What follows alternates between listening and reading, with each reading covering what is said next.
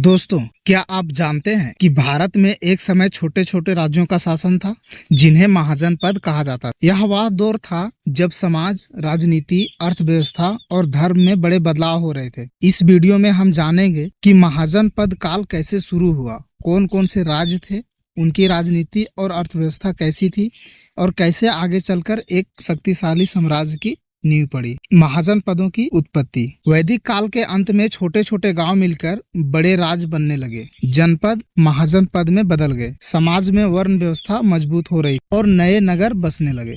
बौद्ध ग्रंथों में 16 महाजनपदों का वर्णन मिलता है। शासन प्रणाली।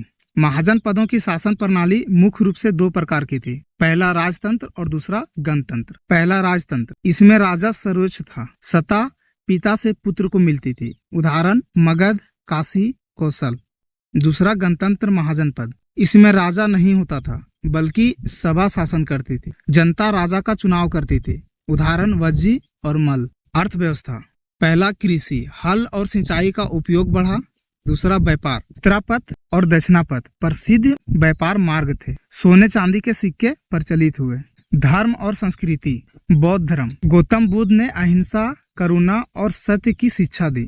जैन धर्म, महावीर स्वामी ने अहिंसा और सत्य पर जोर दिया। त्रिरत्न का सिद्धांत दिया, मतलब सही विश्वास, सही ज्ञान, सही आचरण। प्रमुख युद्ध और संघर्ष। मगध का उत्थान, राजा बिंबिसार और अजात शत्रु ने कई राज्यों को जीत लिया। दूसरा सिकंदर का आक्रमण। 326 ईस्वी पूर्व राजा पोरस ने सिकंदर से युद्ध किया। महाजनपदों का पतन। 321 ईसा पूर्व में चंद्रगुप्त मौर्य ने नंद वंश को हराकर मौर्य साम्राज्य की नींव रखी। इससे महाजनपदों का अंत हो गया और भारत में पहली बार एक विशाल साम्राज्य की शुरुआत हुई। मौर्य साम्राज्य की शुरुआत। चंद्रगुप्त मौर्य, चाणक्य और अर्थशास्त्र। निष्कर्ष, महाजनपद काल भारतीय इतिहास का एक महत्वपूर्ण दौर था। इससे आगे चलकर भारत में बड़े साम्राज्य बने। अगर आपको यह वीडियो पसंद आया तो इसे लाइक करें, शेयर करें और चैनल को सब्सक्राइब जरूर करें। भारत के 16 महाजनपदों का पूरा विवरण। पहला, अंग महाजनपद। अंग महाजनपद की राजधानी चंपा थी, जो आज के बिहार और झारखंड में स्थित था। यह व्यापार का बड़ा केंद्र था। यहाँ से गंगा नदी के जरिए समुद्री व्यापार किया जाता था।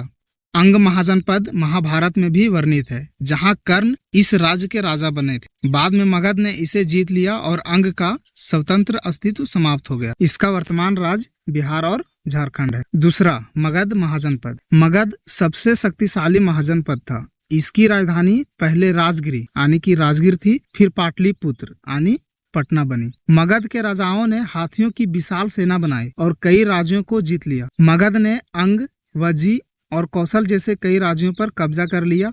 यहीं से आगे चलकर नंदवंश और मौर्य साम्राज्य का उदय हुआ। इसका वर्तमान राज्य बिहार है। तीसरा, काशी महाजनपद। काशी महाजनपद की राजधानी वाराणसी थी, जो आज भी भारत का एक प्रमुख धार्मिक और सांस्कृतिक केंद्र है। यह गंगा नदी के किनारे बसा था और कपड़ा उद्योग तथा व्यापार का मुख्य केंद्र था। कौशल और मगध ने इसे कई बार हराया। इसका वर्तमान राज्य उत्तर प्रदेश है। चौथा, कौशल महाजनपद। कौशल महाजनपद की राजधानी श्रावस्ती और अयोध्या थी। भगवान राम का जन्म अयोध्या में हुआ था। यह महाजनपद बहुत शक्तिशाली था, लेकिन बाद में इसे मगध ने जीत लिया। इसका वर्तमान राज्य उत्तर प्रदेश है। पांचवा, वज्जी महाजनपद। वज्जी महाजनपद की राजधानी वैशाली थी। यह एक गणराज्य राज्य था, जहां राजा को जनता के प्रतिनिधियों द्वारा चुना जाता था। यह महाजनपद लिच्छवी वंश द्वारा शासित था और यहाँ महिलाओं को भी राजनीतिक अधिकार प्राप्त थे। इसका वर्तमान राज्य है बिहार। छठा, मल महाजनपद। मल महाजनपद की राजधानी कुशीनगर और पावा थी। यह भी एक गणराज्य था। यही वह स्थान था जहां भगवान बुद्ध का महापरिनिर्वाण हुआ था। वर्तमान राज्य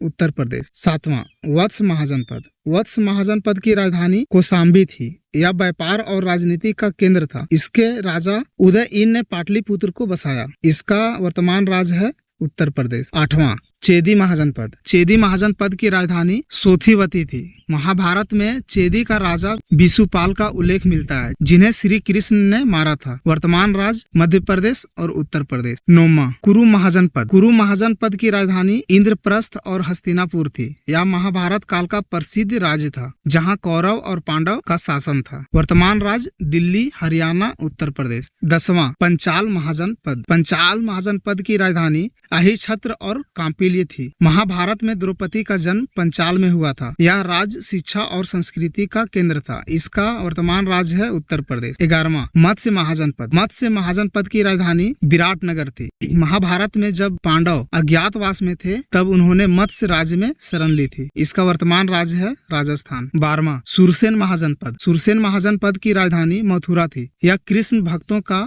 प्रमुख तीर्थ स्थल था। मथुरा यदुवंशियों का केंद्र था। इसका वर्तमान राज्य है उत्तर प्रदेश। 13वां अयस्क महाजनपद। अयस्क महाजनपद की राजधानी पाटन थी। यह दक्षिण भारत का एकमात्र महाजनपद था और गोदावरी नदी के किनारे बसा था। इसका वर्तमान राज्य है महाराष्ट्र तेलंगाना। 14वां अवंती महाजनपद। अवंती महाजनपद की राजधानी उज्जैनी और महिष्मती थी। यह बौद्ध धर्म और जैन धर्म का प्रमुख केंद्र था। वर्तमान राज्य है मध्य प्रदेश। 15वां गंधार महाजनपद। गंधार महाजनपद की राजधानी तक्षशिला थी। यह व्यापार और शिक्षा का केंद्र था। यहाँ पर तक्षशिला विश्वविद्यालय थी जहाँ चाणक्य और पाणिनि जैसे विद्वान पढ़ते थे। इसका वर्तमान राज्य है पाकिस्तान अफगानिस्तान। 16वां कंबोज महाजनपद। कंबोज की राजधानी पुष्कलावती थी। यह एक महत्वपूर्ण व्यापारिक राज्य था और यहाँ घुड़सवार सेना बहुत प्रसिद्ध थी। वर्तमान राज्य पाकिस्तान अफगानिस्तान। तो दोस्तों यह थे भारत के 16 महाजनपद। क्या आपको यह जानकारी पसंद आई? अगर हाँ तो वीडियो को लाइक करें, शेयर करें और हमारे चैनल को सब्सक्राइब जरूर करें। अगली बार हम अंग महाजनपद की कहानी डिटेल्स में लेकर आएंगे। तब तक के लिए जय हिंद।